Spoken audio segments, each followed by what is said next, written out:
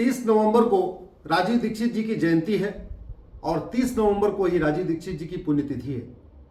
मैं आप लोगों से हाथ जोड़ के निवेदन करता हूं, इस बार 30 नवंबर को पूरे देश में राजीव दीक्षित की जयंती हम लोग स्वदेशी दिवस के रूप में मना रहे हैं।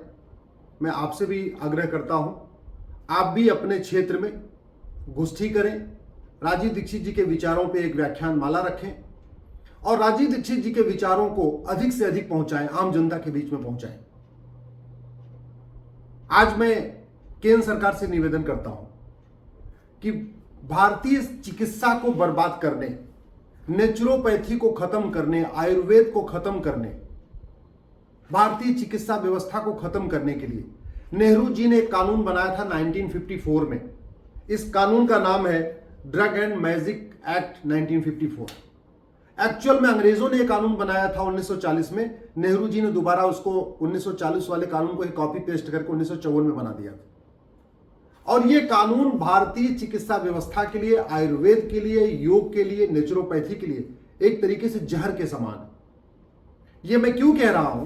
क्योंकि इस कानून में लिखा हुआ है कि जिन बीमारियों का इलाज योग के जरिए हो सकता है, आयुर्वेद के जरिए हो सकता है, नेचुरोपैथी के जरिए हो सकता है, उसका भी जो हमारे चिकित्सक हैं, योगाचार्य हैं, योग प्राणायाम के जरिए जो बीमारियों को ठीक करते हैं, उसको भी वो पब्लिकली क्लेम नहीं कर सकते, उसका प्रचार प्रसार नहीं कर सकते। अगर प्रचार प्रसार करते हैं तो उनके ऊपर उनको लीगल नोटिस आ जाती है। अगर वो यूट्यूब पे प्रचार करते हैं तो उनका यूट्यूब का वीडियो बैन कर दिया जाता है। इस तरीके से उनको प्रताड़ित किया जा रहा है।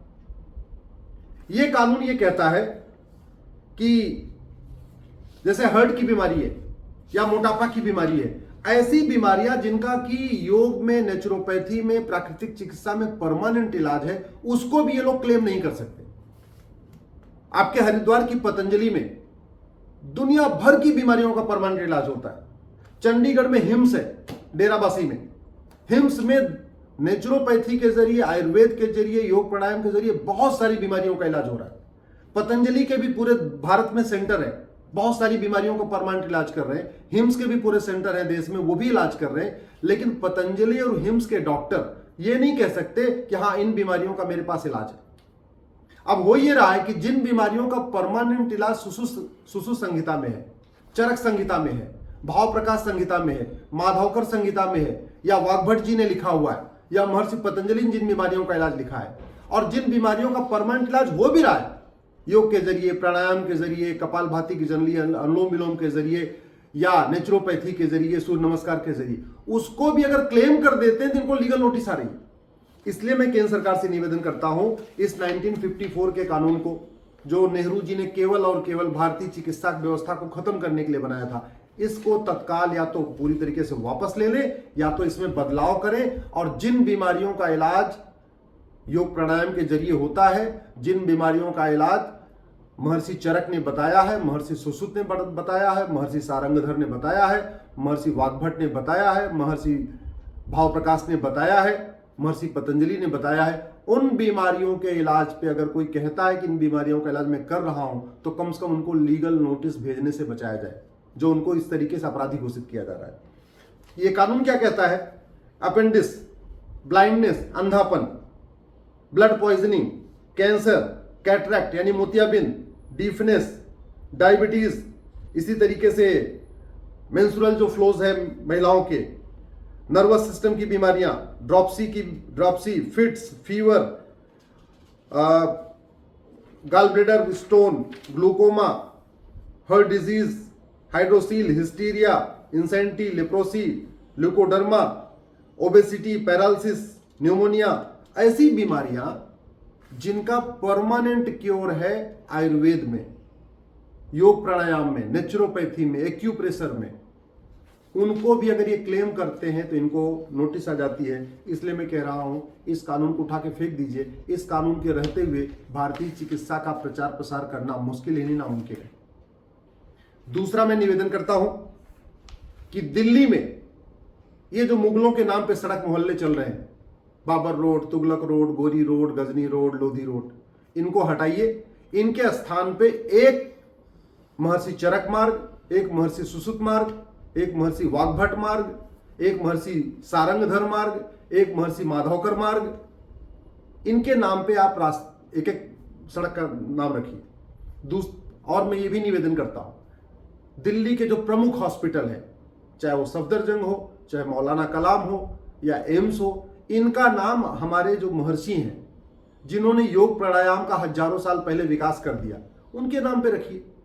भाई सफदरजंग कोई डॉक्टर नहीं थे, मौलाना कलाम कोई डॉक्टर नहीं थे, फिर उनके नाम पे हॉस्पिटल रखने की कोई जरूरत नहीं है। हॉस्पिटल का नाम तो महर्षि धन्वंतरी होना चाहिए, महर्षि सुश्रुत होना चाहिए, महर्षि चरक होना चाहिए, महर्षि वाग्भट होना चाहिए, महर्षि सारंगधर होना चाहिए, महर्षि भावप्रकाश होना चाहिए, महर्षि पतंजलि होना चाहिए, न कि ये सफदरजंग, मौलाना कलाम और इस तरीके से होना चाहिए। उनका क्या, कोई डॉक्टर थे नहीं। इसी तरीके से मैं ये भी निवेदन करता हूं सरकार से कि तत्काल जो आयुष्मान योजना है, आयुष्मान योजना केवल और केवल एलोपैथ पे लागू हो रही है। नाम है आयुष्मान, लेकिन इसमें आयुष है ही नहीं। ये केवल और केवल आयुष्मान का कार्ड जहां अंग्रेजी दवाइयां मिलती हैं, जहां अंग्रेजी हॉस्पिटल है, वहीं लागू हो रहा है। अगर आपके पास आयुष्मान कार्ड है, लेकिन आप अगर पतंजलि में इलाज कराते हैं, हिम्स में इलाज कराते हैं, या और भी जो हॉस्पिटल हैं जो योग के जरिए, प्राणायाम के जरिए, नेचुरोपैथी के जरिए, आयुर्वेद के जरिए इलाज कराते हैं, वहां आयुष्मान कार्ड नहीं चल रहा है, तो फायदा क्या हुआ? नाम है आयुष्मान और आयुष ही नहीं।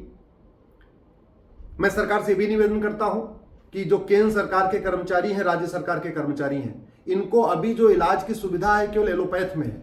अगर ये नेचुरोपैथी के जरिए इलाज कराते हैं या आयुर्वेद के जरिए इलाज कराते हैं, योग प्राणायाम के जरिए जहां होता है वहां इलाज कराते हैं, तो इनको वो सुविधा नहीं मिल पा रही है, ये क्लेम नहीं कर पाते।